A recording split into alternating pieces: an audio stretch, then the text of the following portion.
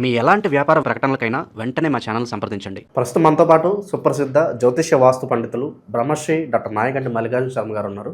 జనవరి మాసం వృషభ రాశి వాళ్ళందరికీ కూడా ఏ విధంగా ఉండబోతుందో గురువుగారిని అడిగి తెలుసుకుందాం.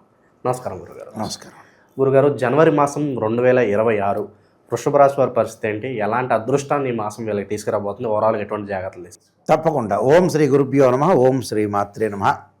వృషభ రాశి వాళ్ళు జనవరి నెలలో మిథున రాశిలో గురువు వక్రగతిలో ఉండటం, శని మీనరాశిలో సంచారం చేయటం, చాతుర్గ్రహ కూటమి అనేది ఏర్పడింది. అంటే జనవరి నెలలో 4 గ్రహాలు కలిసి ఉన్నాయి. అంటే ధనస్సు మకర రాశిలో రవి బుధులు శుక్రకుజుల యొక్క కలయిక అనేది కంజంక్షన్ అయింది. రాహు కుంభరాశిలోనూ కేతువు సింహరాశిలో సంచారం చేయటం జరిగింది.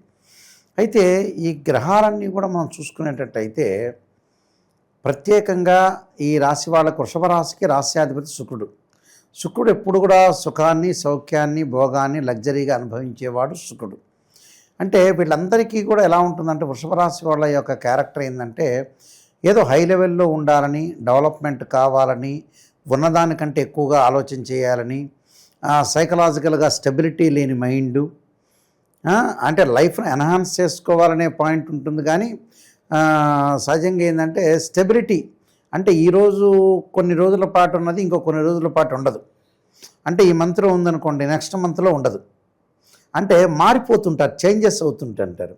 అది చుట్టాలు కానీ, బంధువులు కానీ, ఎవరైనా సరే, సొంత కజిన్ అయినా సరే, అన్నదమ్ములైనా, బ్రదర్స్ అండ్ సిస్టర్స్ అయినా కూడా చేంజెస్ అవుతుంటారు. మొట్టమొదట ఒక వ్యాపారం పెట్టడం, ఆ వ్యాపారం అనేది కరెక్ట్ లేకపోవటం, మళ్ళీ ఇంకో ప్రొఫెషన్లోకి మారిపోవటం, ఆ ప్రొఫెషన్లోకి వెళుతూ ఉంటారు.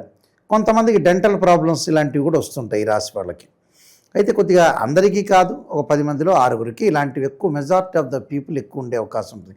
సుఖాన్ని, సౌఖ్యాన్ని, భోగాన్ని, లగ్జరీగా అనుభవించాలని, ఉన్నది ఏదైతే ఉంటుందో ఆ ఆస్తి కూడా సరిపోదనే పాయింట్లో ఉంటారు. ఉదాహరణకి జూబ్లీహిల్స్లో ఇల్లు ఉందనుకోండి, జర్నలిస్ట్ కాలనీలో ఏదోటి, ఆ ఇల్లు చుట్టాలు బంధువులు వచ్చినప్పుడు మీకు బాగానే ఉంది, పర్వాలేదంటే ఇదే ఉందిలే ఇల్లు అనే రకాలుగా ఉంటారు వాళ్ళు. అంటే చేంజెస్ ఉంటారు. అంటే వీళ్ళు సొంత వాళ్ళతోనే ఎక్కువ చెబుతారు ఆ విషయాలు, బయట వాళ్ళతో చెప్పరు, సీక్రెట్గా ఉంటారు. కొన్ని రహస్యాలనేవి దాచే అవకాశాలు ఎక్కువ ఉంటాయి ఈ రాశి వాళ్ళు. కాబట్టి కొద్దిగా ఈ జనవరి నెలలోకి మనం వస్తే రాస్యాధిపతి శుక్రుడు వచ్చేటప్పటికల్లా వాళ్ళకి అష్టమ నవమ స్థానాల్లో ఉన్నాడు. అంటే 8వ స్థానంలో, అంటే రాస్యాధిపతి అవుతారు. ఇక్కడ షష్టమాధిపతి రాస్యాధిపతి అయిన శుక్రుడు అష్టమంలో, నవమంలో ఉంటారు. ఉండటం వల్ల ఎలాంటి ఫలితాలు జరుగుతాయి అంటే సహజంగా శుక్రుడు 1, 2, 4, 5, 8, 9, 11 స్థానంలో మంచివాడు. అంటే శుక్రగ్రహం వల్ల వాహనాలు కొనుగోలు చేయటం, లగ్జరీగా ఉండాలని, మగవాళ్ళు లగ్జరీగా ఆలోచన చేస్తుంటారు. వచ్చేటప్పటికల్లా అందరూ కూడా, ఆడవాళ్ళు కూడా లగ్జరీగా ఉండాలని అటు ఇటు దేవాలయాల్లోకి, పార్కులకి, ఫ్రెండ్స్తో తిరగటాలు, అధిక ప్రయాణాలు చేసే అవకాశాలు ఎక్కువగా ఉన్నాయి. అంటే ఫ్రెండ్స్ తోటి సఖ్యతగా ముందుకు వెళ్ళే అవకాశాలు ఎక్కువ ఉంటాయి. అదొకటి చేస్తున్నాం. వాహనాలు కొనుగోలు చేసే అవకాశాలు ఎక్కువగా ఉంటాయి. శుక్రగ్రహం ఓవరాల్గా బాగానే ఉంది. రాస్యాధిపతి చాలా బాగున్నాడు.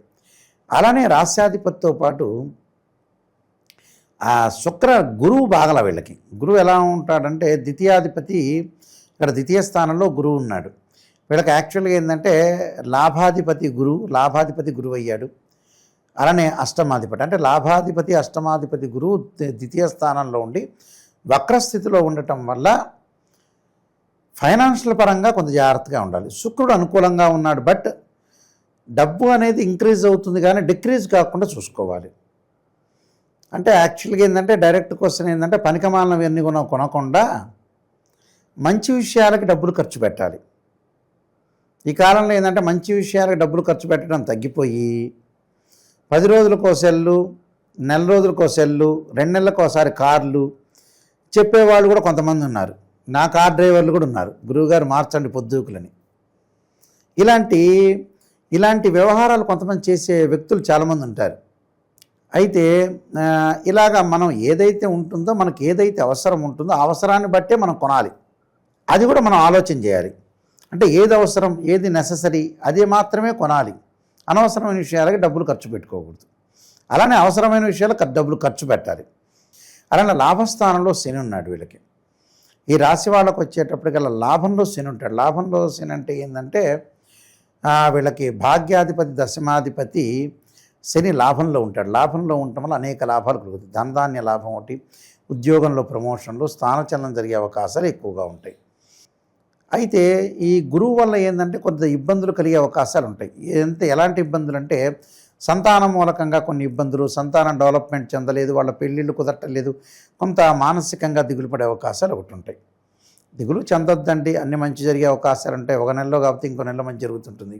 కేతు వల్ల వచ్చేటప్పటికల్లా ఎలా ఉంటుందంటే చతుర్థ స్థానంలో కేతు ఉండటం వల్ల తల్లి యొక్క ఆరోగ్య విషయంలో కానీ, తల్లిదండ్రుల యొక్క ఆరోగ్య విషయంలో కానీ మధ్యవర్తిత్వం అనేది పనికిరాదు. ఎవరితోనైనా సరే మనం మాట్లాడేటప్పుడు ఏంటంటే ఈ కాలంలో ఎవరు ఎప్పుడు మాట్లాడతారో తెలియదు. ఖచ్చితంగా ఈ రోజున వ్యక్తి రేపు మారచ్చు. ఈరోజు మంచివాడు కాస్త చెడ్డవాడు కావచ్చు, ఈరోజు చెడ్డవాడు కాస్త మంచివాడు కావచ్చు. కానీ ఎక్కువ మెజారిటీ ఆఫ్ ద పీపుల్ చెడ్డవాళ్ళే అవుతారు. ఒక త్రాసు ఉంటుంది పాత రోజుల్లో, మీకు తెలుసో తెలియదు, మీరు చిన్నపిల్లలేం, బట్ త్రాస్ అని కూరగాయలు కొలిసేది. కూరగాయలు ఇటు పెడతారు, ఒక కిలో రాయి ఉంటుంది. ఇప్పుడంటే కొంత కంప్యూటర్ సంబంధించిన వచ్చినాయి. అయితే అలా అంటే లైఫ్ అనేది ఎలా ఉంటుందంటే త్రాస్ లాగా ఉంటుంది, బ్యాలెన్స్డ్గా వెళ్ళాలి. అంటే లైఫ్ని ఎప్పుడు కూడా బ్యాలెన్స్డ్గా చేసుకుంటూ ముందుకెళ్తేనే మనం మంచి జరిగే అవకాశాలు ఒకటి ఉంటుంది. అలానే రాహు యొక్క ప్రభావం వల్ల కూడా కొన్ని మంచి పనులు చేయటం, సంఘ సేవలు చేయటం, కొన్ని దుస్తులు కొనుగోలు చేయటం, అధిక ప్రయాణాలు, వేరు వేరు ఊర్లకి తిరిగే అవకాశాలు ఎక్కువ ఉండటం, ఫారిన్ కల్చర్ ముందుకు తీసుకుని వెళ్ళటం, తర్వాత ఫారిన్ కంట్రీస్కి వెళ్ళే అవకాశాలు, ఇలాంటి సంఘటనలు రాహు వల్ల జరుగుతాయి. అలానే రవిబుధుల యొక్క ప్రభావం ఏ విధంగా ఉండబోతుంది? ఈ రాశి వాళ్ళకి ద్వితీయాధిపతి, పంచమాధిపతి అయిన బుధుడు బుధుడు వచ్చేటప్పటికల్లా వాళ్ళకి అష్టమంలో నవమంలో ఉంటాడు. అంటే బుధుడు అంటే నూతన వ్యాపారాలు ప్రారంభం చేయకూడదు, ఉన్న వ్యాపారాన్ని ప్రారంభం చేయాలి. ఆ తెలియని వ్యక్తుల్ని తొందరపడి నమ్మకూడదు. ఉద్యోగ ధర్మంలో కూడా పై ఆఫీసర్ల వల్ల కొంత వీళ్ళకి చివాట్లు వచ్చే అవకాశాలు ఉంటాయి. అలాంటివి రాకుండా జాగ్రత్తగా మీరు వర్క్ చేసుకోండి. ఫైనాన్షియల్ పరంగా కూడా డెవలప్మెంట్లో ఉంటే చాలా మంచిది. కొన్ని పరిహారాలు చేసుకొని ముందుకెళ్తే మంచిది. అలానే మనకి కుజుడు యొక్క ప్రభావం ఏ విధంగా ఉండబోతుంది అంటే వ్యయాధిపతి అయ్యాడు ఇక్కడ. వ్యయాధిపతితో పాటు సప్తమాధిపతి అయిన కుజుడు అష్టమ నవమాల్లో ఉంటాడు. అష్టమ నవమాల్లో ఉంటే ఎలా ఉంటుందంటే కొద్దిగా ఆతృత ఎక్కువ పెరుగుతుంటుంది. ఆతృతతో పాటు తొందరపడి పనులు చేస్తూ ఉంటారు. అంటే తొందరగా పని చేయటం, అంటే తొందరగా చేయటం అనేది మంచిది కాదు. అలానే రెండు రకాలు చెప్పారు. ఏది తొందరగా చేయాలో అది తొందరగా చేయాలి, ఏది తొందరగా చేయకూడదో అది తొందరగా చేయగాలి. అలాంటి విషయాలన్నీ ఇప్పుడు గమనించాలి. గురుగారు, ఈ రాశి వాళ్ళు విశేషంగా ఎలాంటి పరిహారాలు, దైవారాధన చేస్తే బాగుంటుందంట? వీళ్ళు చేయాల్సింది ఏంటంటే ఖచ్చితంగా తారామహాదేవి స్తోత్ర పారాయణం చేయాలి. అలానే తారామహాదేవి స్తోత్ర పారాయణంతో పాటు సుబ్రహ్మణ్య స్వామి యొక్క అష్టకాన్ని చదువుకోవాలి. సుబ్రహ్మణ్య స్వామి అష్టకం చదువుకోవటం వల్ల కూడా వీళ్ళకి మంచి జరిగే అవకాశాలు ఖచ్చితంగా ఉంటాయండి.